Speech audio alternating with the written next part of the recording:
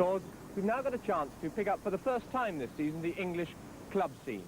Well, it was in 1876 that a group of old boys from the Philological School in Marylebone, later to be Marylebone Grammar School, got together and decided to form a rugby club. And they called themselves the Saracens.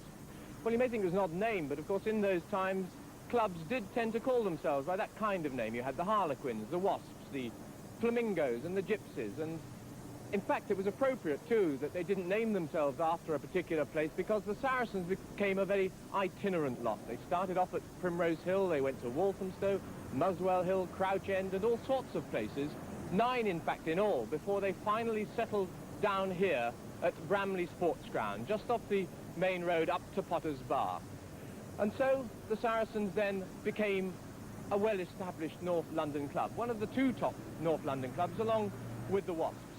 And so today Rugby Special comes here in tribute to the Saracens' centenary season. And after the game of the afternoon, we talked to some of the well-known club members and their reminiscences of great rugby experiences and memories. But that was after the Saracens match against the powerful team, as always, from the West Country, Bristol.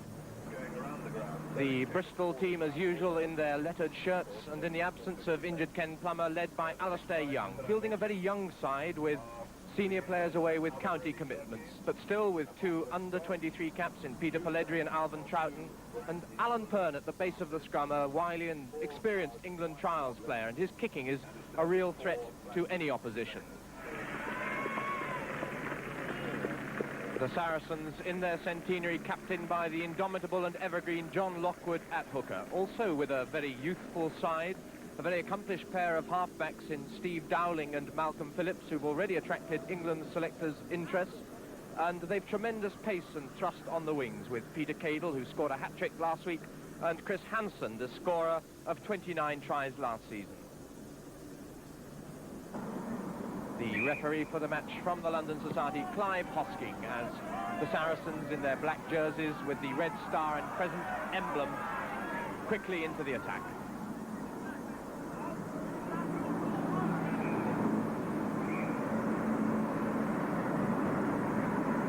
And that's inside the Bristol 22-metre line. Steve Dowling,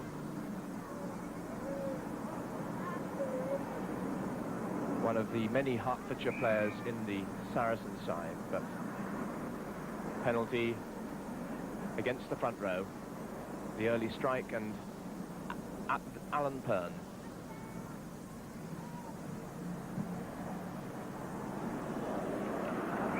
Beautiful touch kick by Alan Pern. Very close to an England cap on many occasions.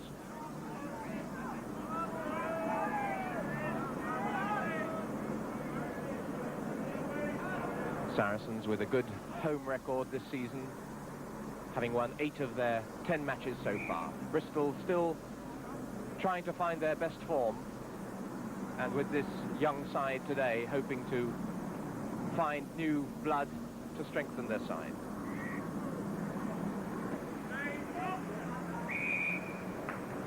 And a crooked feed into the scrummage, so the penalty kick will be in line with the posts, but against the wind, Saracens look poised to run it. Steve Dowling links to his fly half Phillips. David Powell, the full-back for Bristol, doing the clearance work.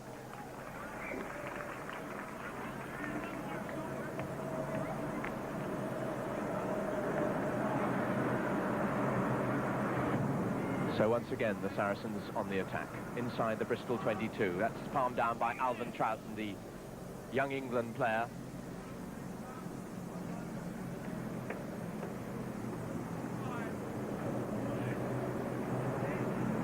Tim Hunt, the Bristol flanker on this near side,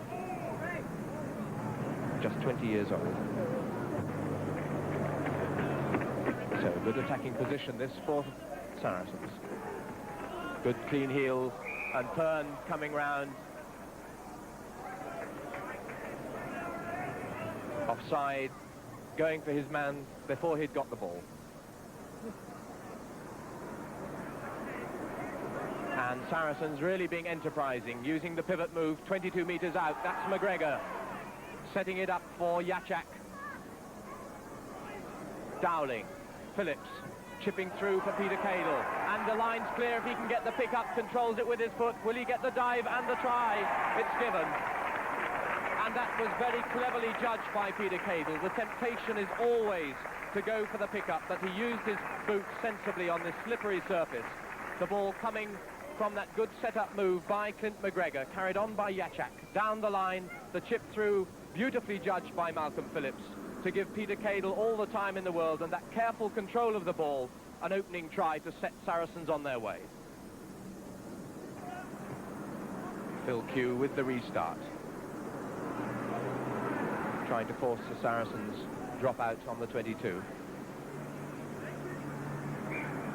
Tony Smith eventually deciding to play safe.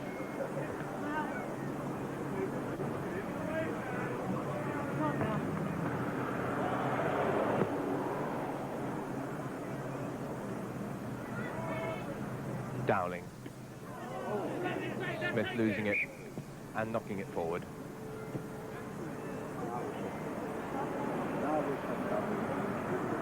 And the sun breaking through at Bramley Road. Very pleasant park-like setting where the Saracens have played since 1939.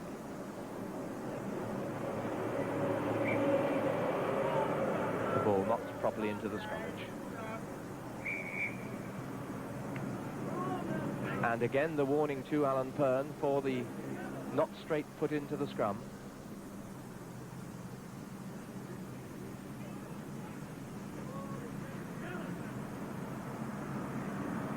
Phillips kicking for touch. Miscuing that one. Phil Q, his opposite number, sets it up again.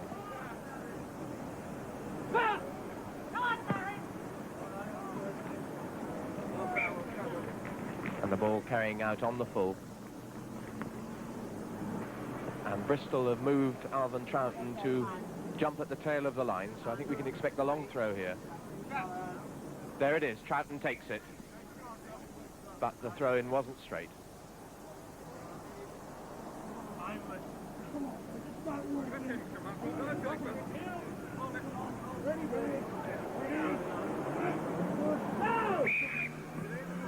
Dowling this time, the guilty party. Both scrum halves being penalised for crooked feeds. So surely Alan Pern will have a go from here.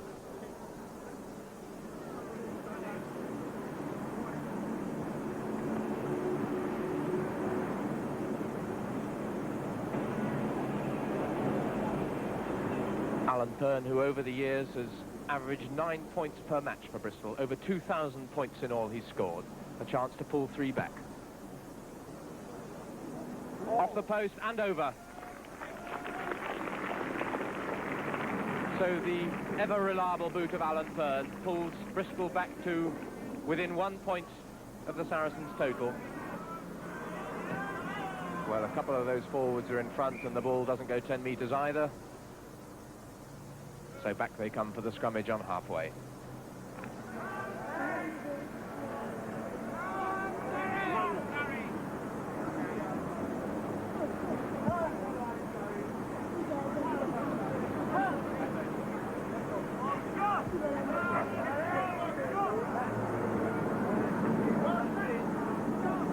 Pern on his 10-metre line, and Dowling offside then, the referee waiting to see if there was good advantage, but giving the penalty to Bristol against Dowling.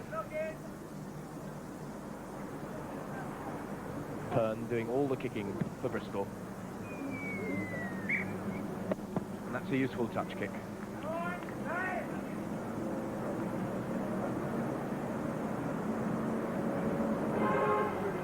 Alan Pern, quite a general at the base of the scrum. Steve Woolway there jumping at 2 with the headband for Bristol. Good palm down though by Bristol. The drop goal attempt by Phil Q. May just carry, has it? The referee's given it. It looked as though it was going to drop short. That well-won line-out ball for Bristol, giving them plenty of time. And I think there's some dispute as to the decision in the crowd, but the referee had no hesitation in signalling the ball as going over. Phil Q, who scored a drop goal against Gloucester only last week, now adding another to put Bristol in front for the first time. 24 minutes played.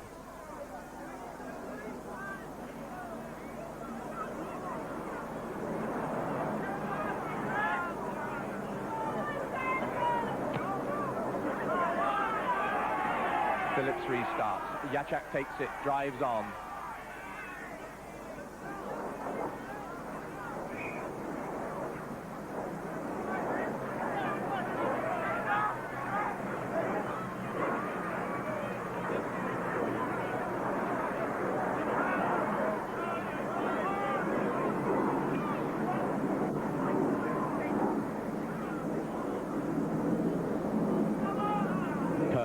Flips it up to Q.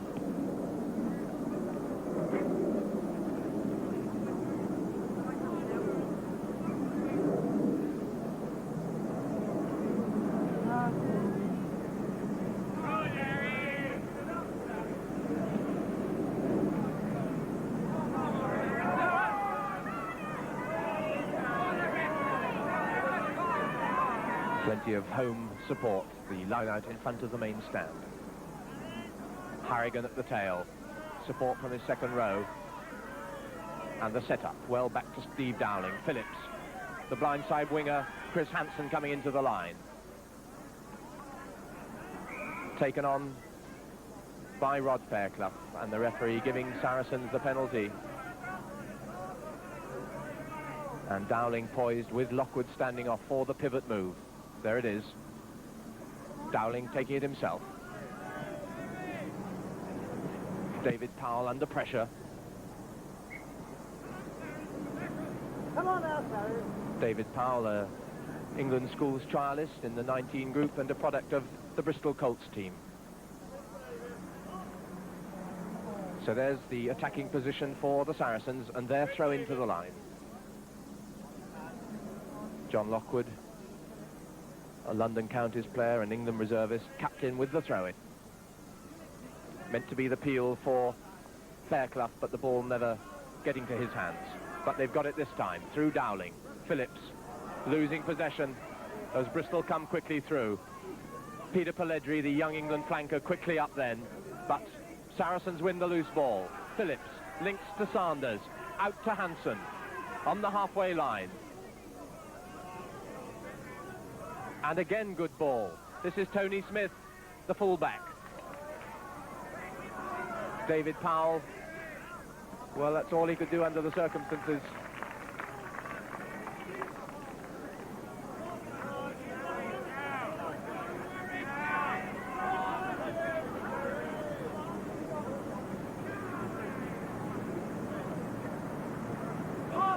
The long ball for the tall number 8, Riddle, and Harrigan.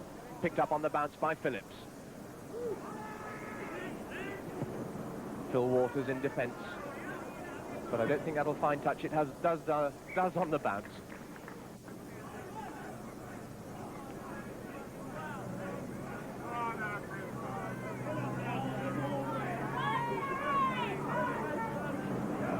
Holden contesting, but Bristol's tall men winning it. Hearn linking to Q. That was rather miskicked. Croydon with the pickup, trying to find support. He gets it from Holden. Holden links on. Sanders out to Cadle, and Cadle going for the corner. Will he get the touchdown? Bundled over. They wait the referee's decision, and he has given the try because the touch judge's flag is not up. So a second try for Peter Cadle to put Saracens back in front. So with the conversion missed, it's the dropout by Bristol. 2 points down, 5 minutes of this half to go. Taken on by Peter Pelledri. Well set up for Pern. Back to Q. Links down the line to Waters. Hussey can't hold it on the wing. And this slippery ball causing problems for both teams.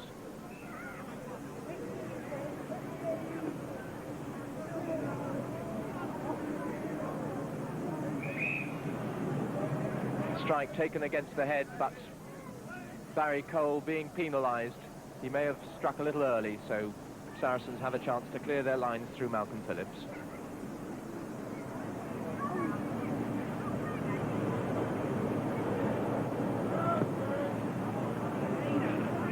Still in play. David Powell finding support. Phil Waters, the centre. Links with his pack on the halfway line. Still carried on. The referee looking at his watch as we come up to the end of this first half. Bristol again with the two-man line. Steve Woolway at the front and Alvin Troughton, the under-23 player, at the back. Troughton challenged by Holden, but the throw-in affected by the wind and not straight, which summons the whistle for half-time. And Saracens' enterprise really being rewarded with those two fine tries by Peter Cadle to give them a 2-point lead, but Bristol, taking some time to settle down, will, I'm sure, put up a better performance in the second half. The referee starts the second half. Phil Q, the ball not carrying 10 metres.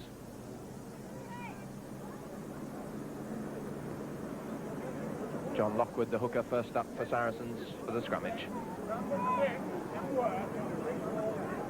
That's Mel Williams on this near side flank. One of the experienced players, a great servant of the Saracens club, and a former captain. The pick-up by Eric Riddle. Dowling hoisting one deep into Bristol's 22. And David Powell losing it and caught in all sorts of trouble just about 10 metres out. Finally scrambled into touch. Difficult to judge that kind of high ball. Another quick throw in, but again not straight.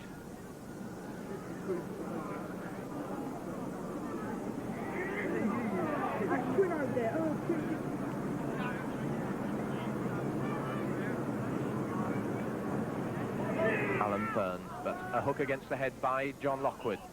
Phillips linking to Sanders. Chris Hansen not given a chance then with the quick tackle by Mike Hussey.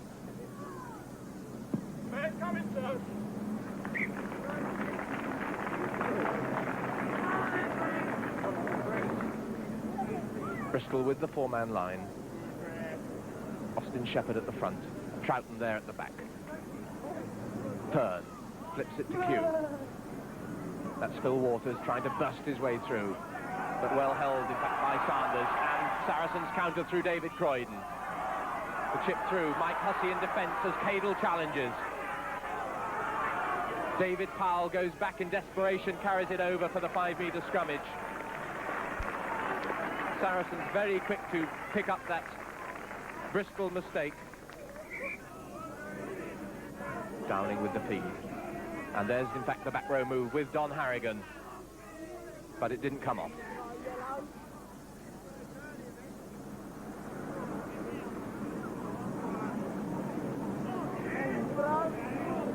So a reprieve for Bristol. They're put in at the scrummage this time. Good Saracens shove, making it difficult for Bristol's defence, and the kick half charge down. Nick Hunt with the pick-up, but still a desperate situation this for Bristol. If they can get the passes together, Saracens could score, but as you saw, they didn't.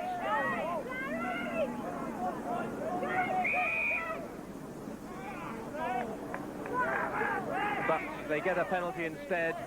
Bristol coming over offside. So Saracens poised to run it from the penalty. Lockwood wildly throws it over his head. The pick-up by Phillips, the attempted drop goal hardly leaving the ground.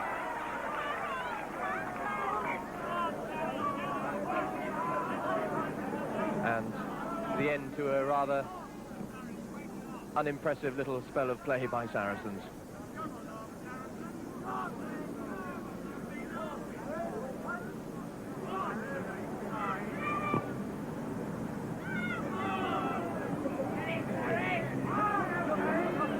Saracens win it, back to Dowling, but running straight into trouble. Phillips down the line, Croydon to Sanders. Croydon missing the bounce. The pick up by Pelledri, again ever present as the flanker.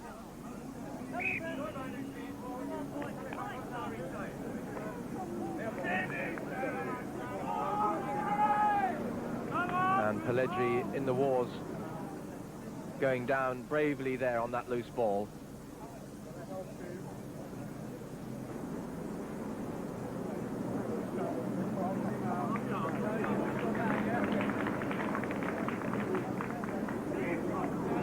Just inside Bristol's half of the scrummage.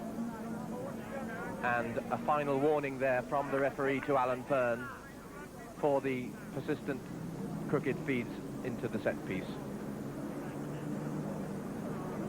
And this time Saracens taking advantage of Fern's mistake to kick at goal through Malcolm Phillips, and a chance to put their score into double figures.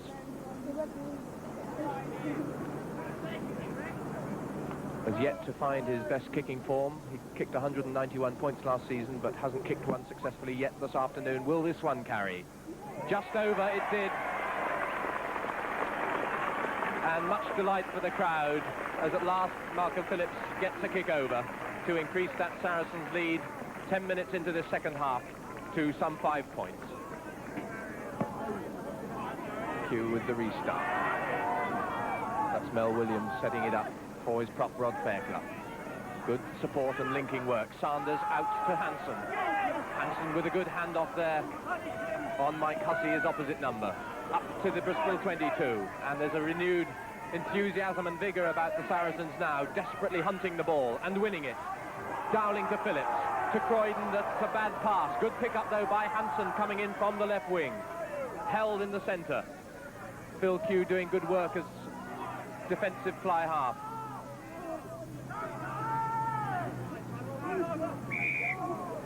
And another penalty to Saracens.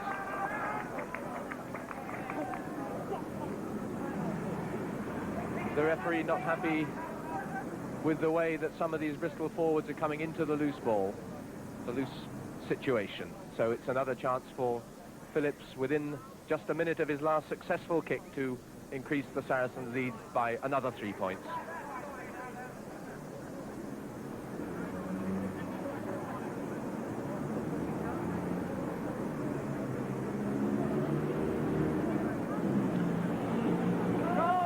Straight in front of the post, this kick for Phillips. Again, not much power and the direction wrong. And really Saracens could be well in front if Phillips had found more kicks successfully.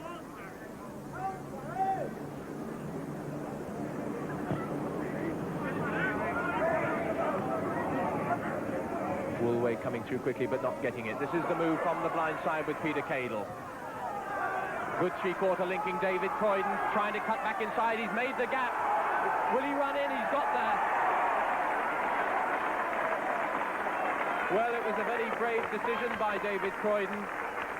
That good linking movement which set up the overlap situation for the Saracens three-quarter lines. The ball came to David Croydon. It looked as though there was an obvious overlap outside him, but he had the nerve, and luckily for him it was successful to cut back inside, and the gap was revealed before him. Croydon receiving the plaudits from the crowd as Malcolm Phillips takes the simple conversion and adds the 2 points.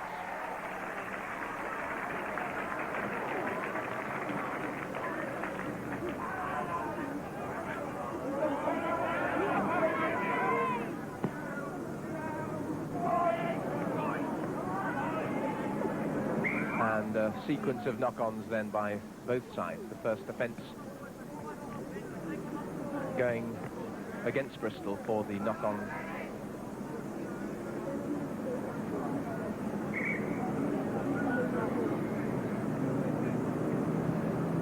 And this young Bristol side clearly struggling to cope with the more experienced players in the Saracens team. And Bristol, of course, without some of their best names this afternoon. That's Troughton, though, setting it up. Good tackling coming from Clint McGregor, the Saracens prop forward.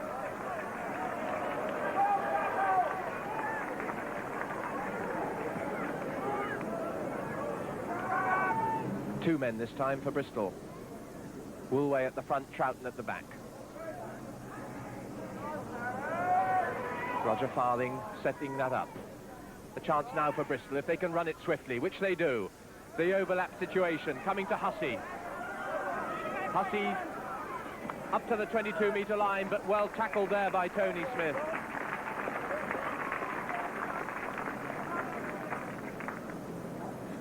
And for once, Mike Hussey getting a good look in with a long run, but good covering there by the Saracens fullback, saving the day.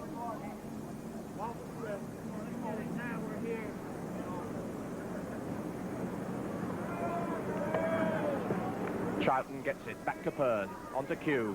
Nick Hunt, I think, just tapped forward, the referee letting play continue.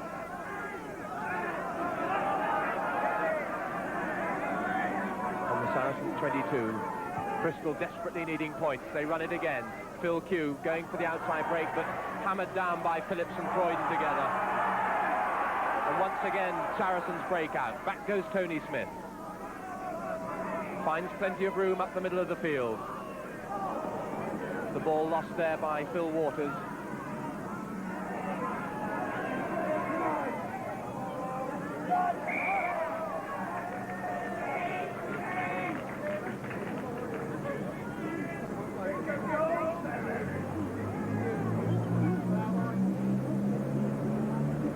Rod Fairclough, the Saracens prop forward, the last man up there, an anchor man in Saracens' side for the last 6 or so years. And the penalty given against one of the Bristol forwards, coming round offside in the loose situation. Phillips then from the Bristol 10-metre line. Takes a very long run up, but doesn't get too much power. Midway through this second half then, a chance for Phillips to increase the lead. That's good.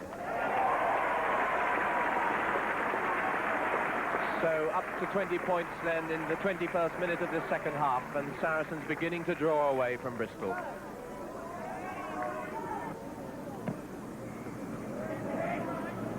That didn't carry the 10 metres.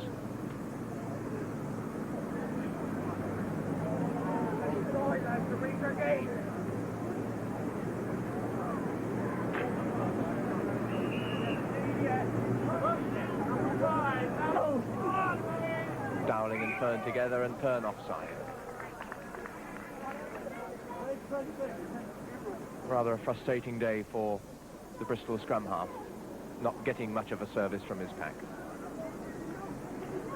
Phillips kicking deep into the Bristol half, but not finding touch. And David Powell really making something for Saracens out of that kick, knocking the ball forward almost on his own line. So a good attacking chance this for Saracens. A chance perhaps of a fourth try.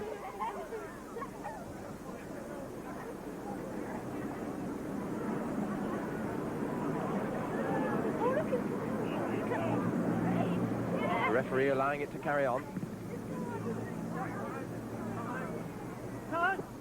Good catch and take by Tony Smith. Links with Peter Cadle. David Croydon. Elusive running by the centre three-quarter.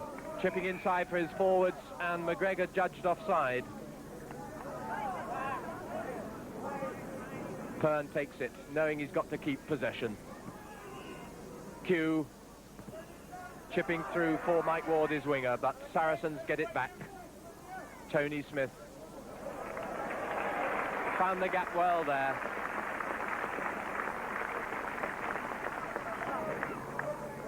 David Powell, who's had more than his fair share of covering and defensive work this afternoon behind a beaten side. Dowling playing safe for that loose ball.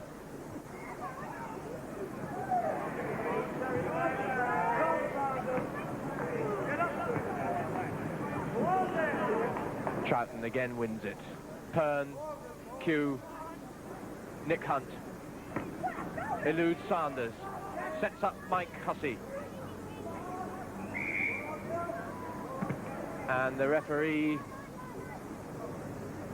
giving the choice for the offside decision against the Bristol forwards end, and Lockwood takes the scrummage back.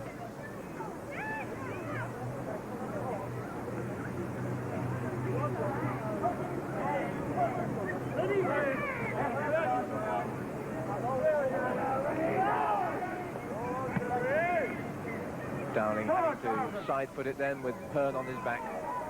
Sanders kicked through. Powell takes it. Hanging in the breeze, it's still in play. Off Lockwood's boot, it comes to Phillips. Phillips links well to Croydon. Croydon making the overlap there for Tony Smith. Out for Cable. Is he going to get a second hat-trick in successive weeks? He does. He runs round to score under the post. So, hat-tricks then for Peter Cable in successive matches. And you can see the delight for both him and the crowd.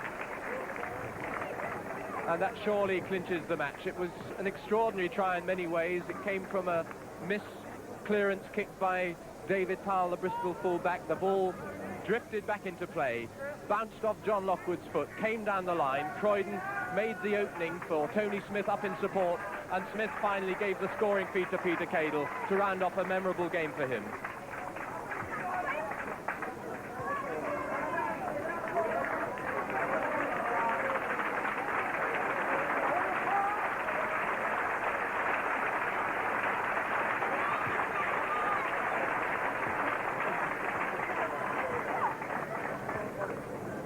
David Croydon, well, he almost missed it, but the points are there, and that really is now a commanding lead.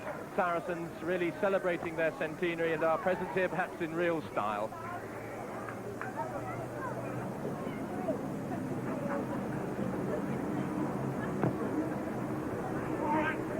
And Kew once again having to restart.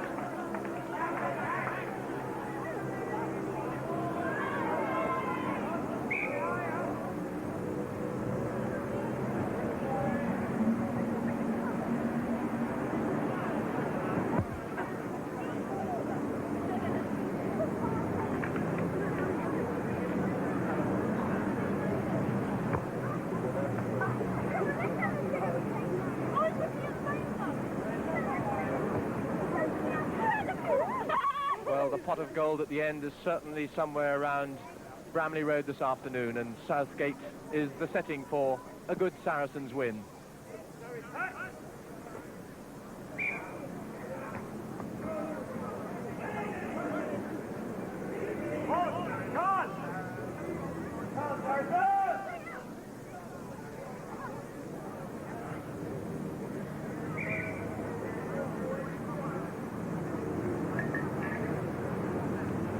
Just 1 minute left of playing time. And perhaps a final chance for Saracens to round off a spectacular day for them. The pivot move with Dowling and Lockwood. Dowling searching out the gap. David Powell really heavily knocked down. Saracens run it quickly to Rod Fairclough. This is Chris Hansen inside to Mel Williams. And interpassing between Williams and Riddle, and the scoring pass would have been to Yazchak, but it was just knocked forward at the last.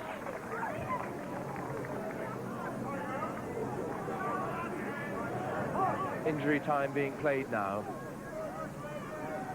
Pern leaving it for his number 8, Troughton. Pelledri held just a few meters out.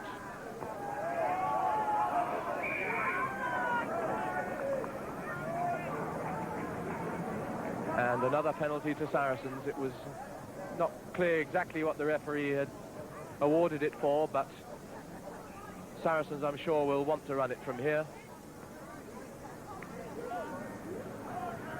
Dowling does so. Phillips, Sanders, the dummy scissors with Croydon, fullback Smith in the line. Will it be 4 this time for Cadle? Can he make the corner? And he's got the touchdown. Well, if ever there were an end to a game that the crowd could have dreamed of, this surely is it. And Peter Cadle having an afternoon that one as a winger would only dream of. 4 tries.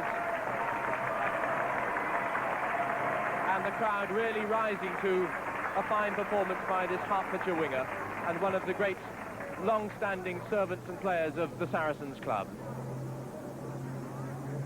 It came from that short penalty move down the line, and again the overlap set up by fullback Tony Smith to put Cadel in for 4 tries in an afternoon. Malcolm Phillips with the conversion attempt that might be the last kick of the game, but drifting it to prevent the fairy tale finish.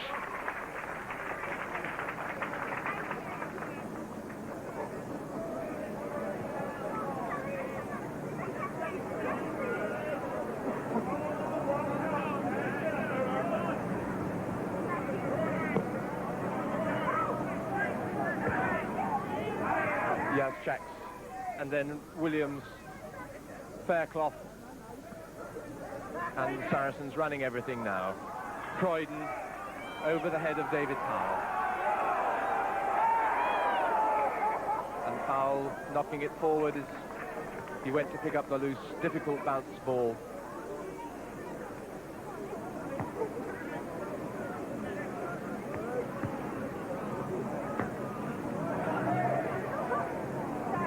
Attack then by Saracens 10 metres from the Bristol line, but halted by the referee's whistle, the referee Clive Hosking, penalising Saracens at the put-in, and Pern decides the ball is better out of play.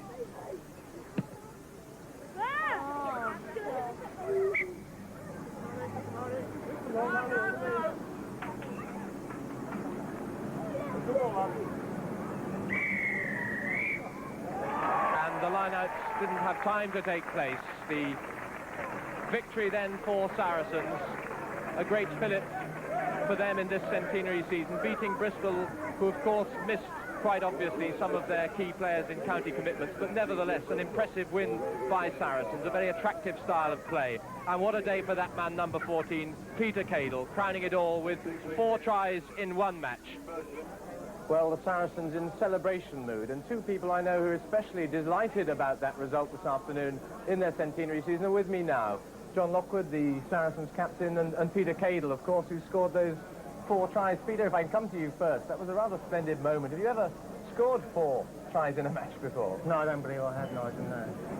Obviously, it's good for spectators and for us to see a winger getting as many passes. I mean, do you find at the Saracens you're getting plenty of the ball? It tends to vary a bit, Nigel. The other winger and I tend to have an argument over who's going to play on which wing, as it tends to flow to the left, but this season it seems to be going the other way, and I think we managed to score a few. The Saracens have had a very good start to this season. Do you reckon this is probably one of the best sides of recent years? I think it's got a lot of potential this side, a great deal of potential, especially we've got a lot of younger players who can build into a good side, a really good side. And players that obviously can set up the kind of movement that we were seeing, sort of free-running 15-man rugby. That's the sort of rugby we like to play at Saracens.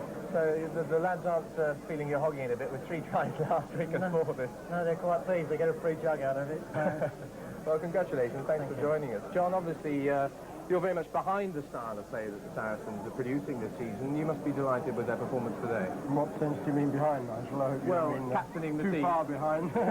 Oh, yes, absolutely. We'd like to certainly do what Dickie Jeep says we should do, but we would, of course, like to do it up front first, and I think we've got the force to do that. Yeah. In other words, get the things in the right order, win the ball, win it well, and then give it to the lads like Peter, who finish it off for us.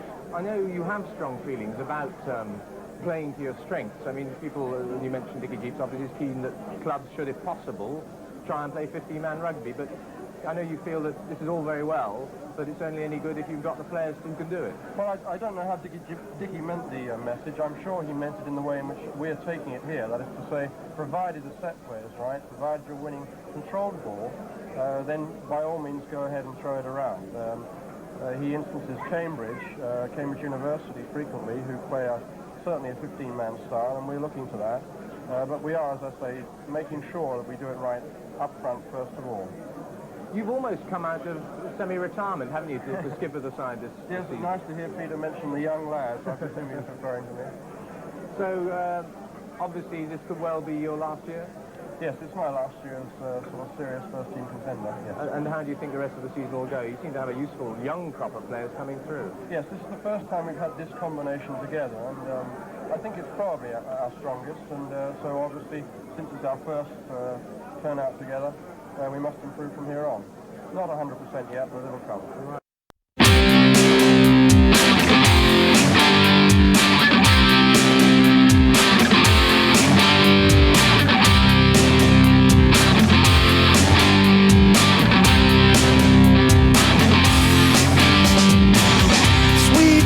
Success surrounds you, and I guess you know it. Finesse expressed in color, ivory and indigo.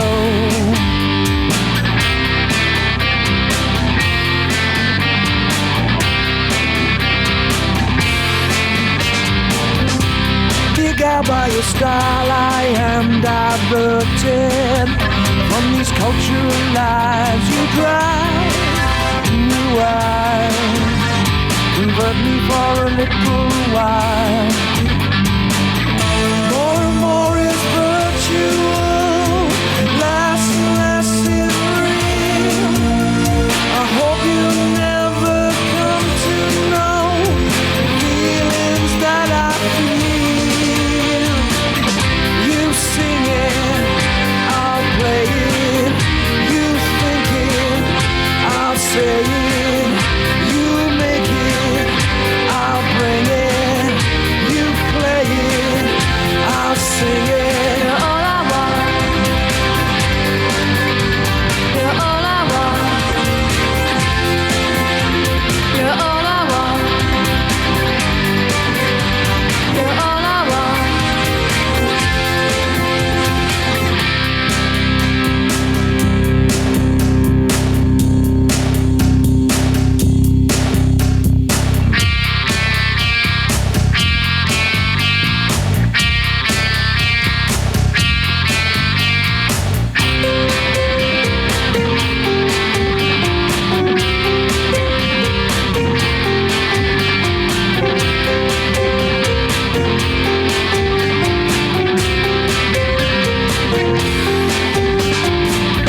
Like a thief in the night, I'm gonna run with my contraband.